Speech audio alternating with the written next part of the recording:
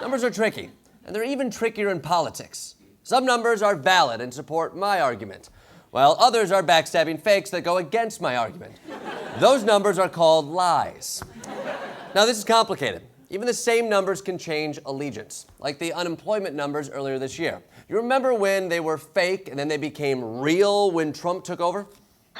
In the past, the president has referred to particular job reports as phony or totally fiction.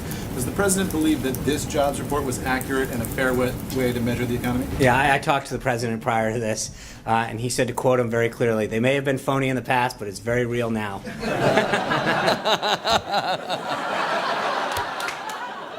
They're laughing at how ridiculous they sound asking that question in the first place.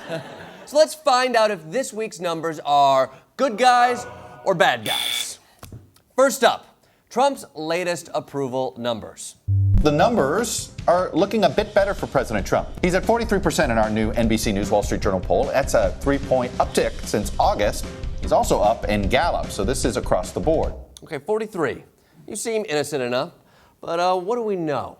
It's a terrible grade on a spelling test, but a fantastic score on the pommel horse. But can we trust 43 as an approval rating? Trump said in February that any negative polls are fake news. But is 43 negative? Well, I'm told it's less than half, but what I'm really interested in is trends.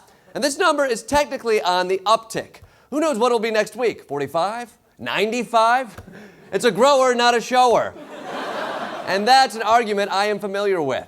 So, 43, a good guy.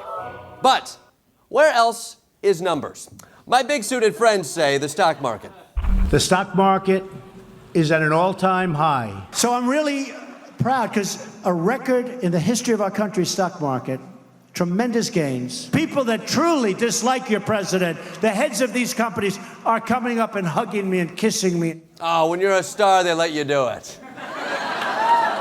The stock market is up. In fact, the Dow recently set a new record when it hit 22,000. But is that a number we can trust? Now, some whiny liberal economists may tell you that this economic boom is actually holdover growth from Obama's policies like Dodd-Frank and the 2009 stimulus package. They might even point at census data that says real median household income grew over the last 2 years. But I don't trust this. Who doesn't lie to the census? Why should the government know how many kids I have and how many refrigerators I own? And it's a lot, by the way, to both questions. So stop asking. I like cold things and little people. Simple. The point is, 22,000 is a good number for 45, not for 44. Now, you can't hide from me numbers, so let's put a fresh one in the feed. Challenge me. Just give me something. Health and Human Services Secretary Tom Price is in hot water, overtaking dozens of charter flights on private jets at a cost of over $400,000 to the taxpayers. Woo, okay. Oh boy. I can do this. Now, on the surface, it seems like Tom Price, a multimillionaire spending $400,000 in taxpayers' money on personal travel. I mean, that number sounds kind of like a bad guy. But I got this. Follow me here. 400,000. 4. 4 is the number of legs on a horse. And horses were popular in the 1830s.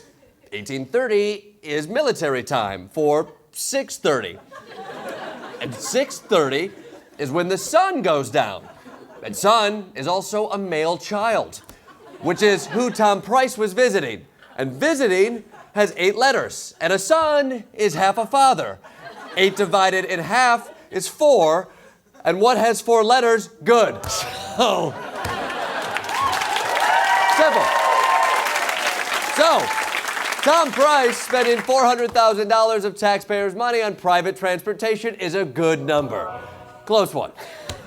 Now, finally, the opposition premiered on Monday, and I had no doubt in my mind we were the most watched show of all time. But according to Big Nielsen, we were eclipsed by Young Sheldon, whose numbers were apparently larger than ours. Let me be clear. I don't get beaten by 9-year-old nerds. I haven't gotten beaten up by a 9-year-old since I was 15.